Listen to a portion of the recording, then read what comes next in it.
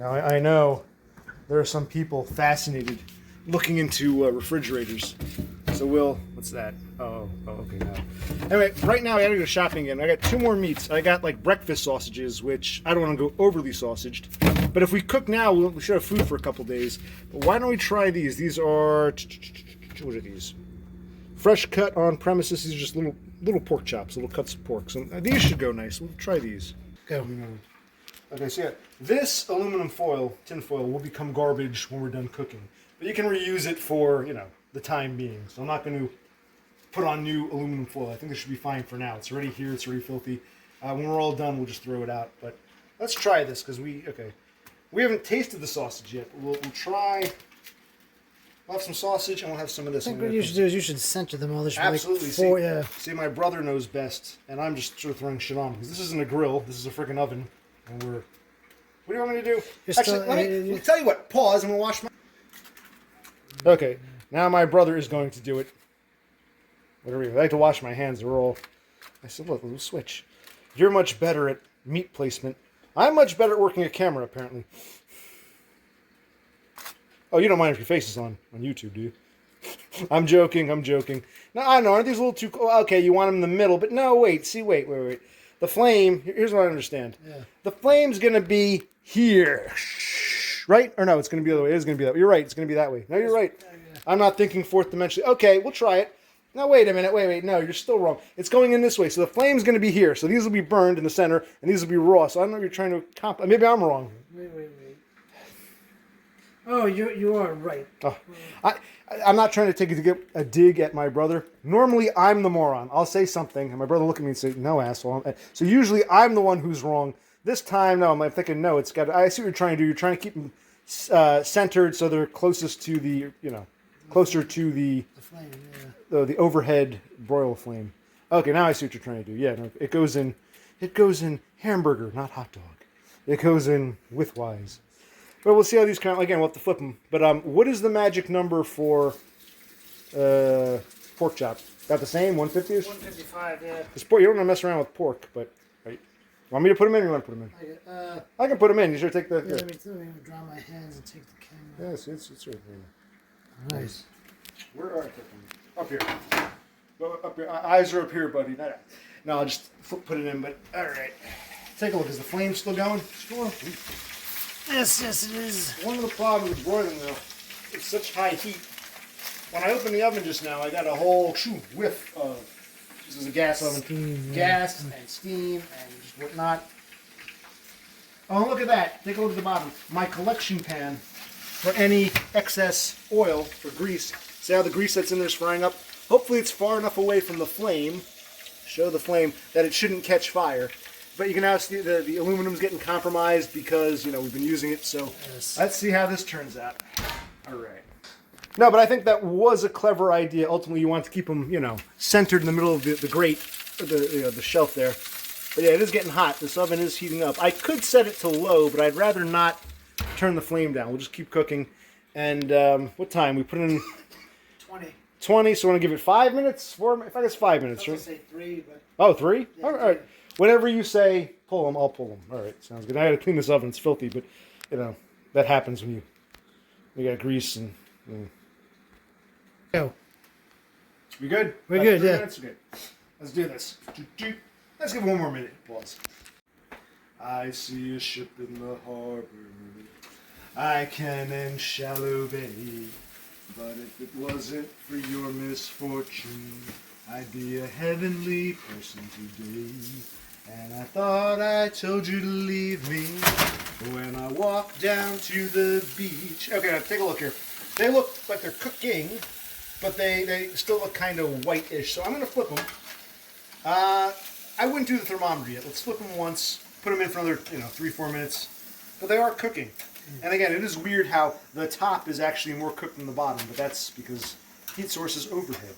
But one thing that's cool about this, even though it's not a true, proper, charcoal grill, you still get those lines from the shelving of the oven. So that's pretty cool. As opposed to like baking them or putting them in a pot or something, you get those lines. See that, which is the grill marks. The grill marks. It gives you. Well, are they technically grill marks? I guess they are grill marks in a way. So How does it feel? How should I feel? Yes, I know. It's a freaking mess. It's a disaster, but don't worry, I'll clean this. It's part of cooking. It's greasy. And that's why people bake. Because it's not as messy. But anyway, I wanted to talk about our mutual friend that we all have online. There's a man we all know. He went by Depressed Unwanted Man. Then he went by It All Starts With a S. And I actually reached out to him because he and I have his phone number way back when he was drunk. And, will somebody call me? I'm lonely. I called him, but he and we don't really talk on the phone. I only talk to him when he's streaming. So I've called him a handful of times. But I did text him. I said, hey, man. I mean, my brother is using my camera, so I can't read verbatim. But it was something like the other day. I said, hey, man, how you been? Are you coming back soon? Or what's the story? And no, he said he's fine, but he wanted to put an end to making videos. He didn't say if it was permanent, though he seemed to imply it was. But I asked him. I said, in the future we should, we'll figure something. We'll figure something out. But he said, thanks. He seems to be in good spirits, no hard feelings. But he just wanted to. I think his analogy was like a Band-Aid, just rip it off. He thought about doing a farewell video, but he thought it was best to just go cold turkey. And I asked him. I said, did you nuke the channel? Is it all deleted, or you privated it? And he explained, he's very thorough. He gave me a great answer for a spurg like me. He was mindful. He gave me a nice spurg answer where he explained that YouTube gives you two options. One is to delete it outright. The other is to private everything and then hide the channel. He chose the hidden method because he still wants access to the videos. He's not ready to say goodbye yet. He's got basically his archive on his original channel, but he doesn't want to participate. And I didn't go into I don't want to push him too much. But I should have asked him, well, even if you're done, why not leave up the old videos for posterity's sake? Would he feel some need to?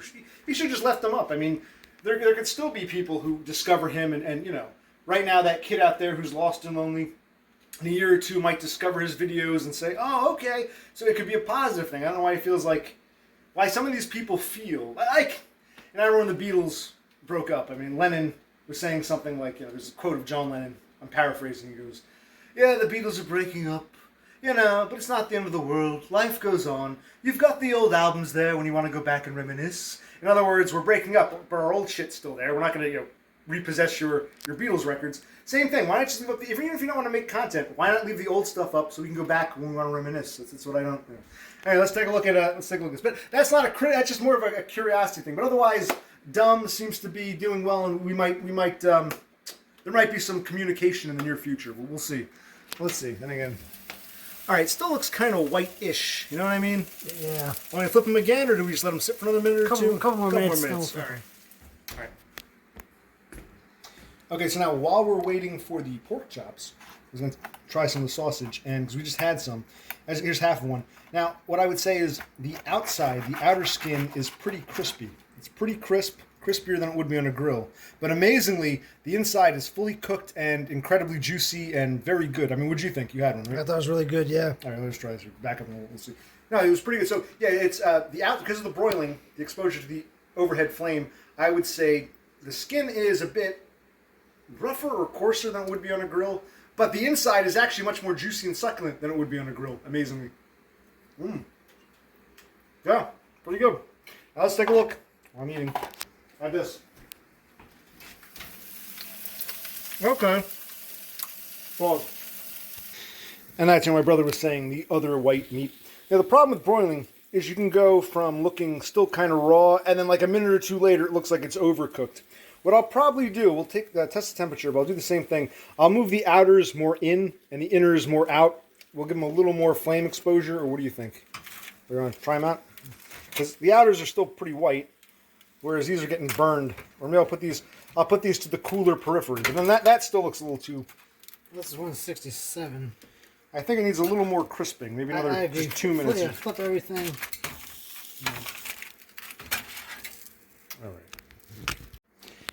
All right, so what I think I'll do now, it's still in there. I'll leave it for another 2 minutes. I'll just shut it off. And I'll let it sit in there in the heat. Hopefully that should do it. See how smoky it's getting in there? Ooh. Let's take a look. Can't see it. Yeah, well. They might be a little overdone. That's the thing about, like I said, broiling. Turn the fan on, maybe? That's a good idea.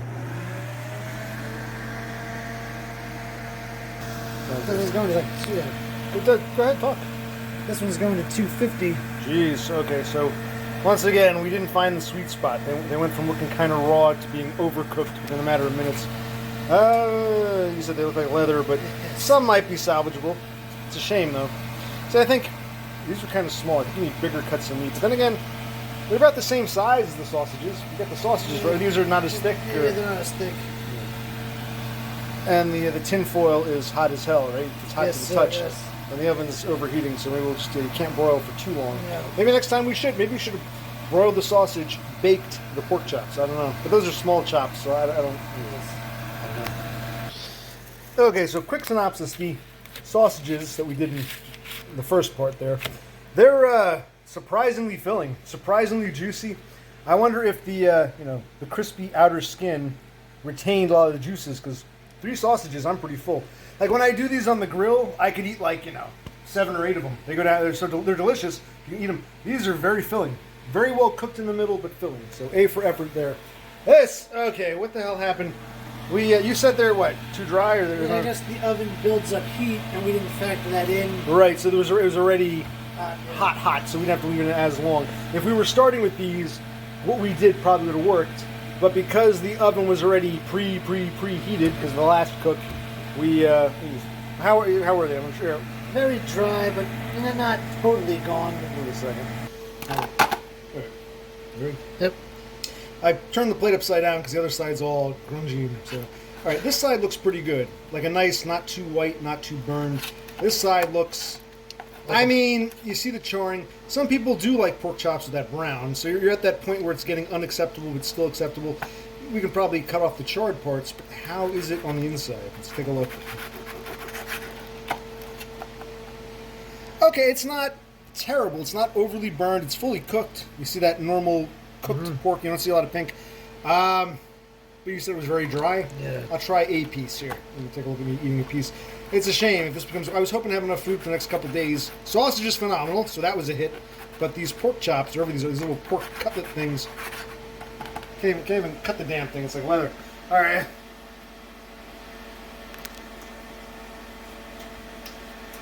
All right. The way I describe it, like you said, it's not great. It's passable. Maybe some gravy. The only problem is, this meat loses its succulence. Like the next day, like a nice juicy steak isn't as juicy. If these are this dry now, what are they going to taste like tomorrow? So Total trash. they're not terrible. They're edible. They're passable. But we left them in too long, clearly. Oh. I remember one time we had some steak that was a little too. It wasn't terrible, but it was a little too dry. So cut up into little pieces and Supposedly this is one of Elvis's favorite meals. If I can get this damn thing open, there you go.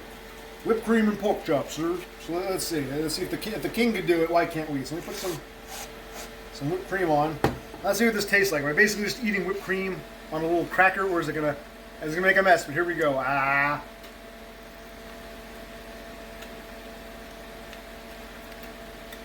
Better. What happens is it's like basically just eating whipped cream.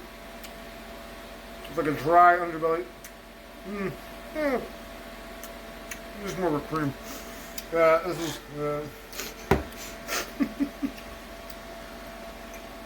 This will be dessert. All right.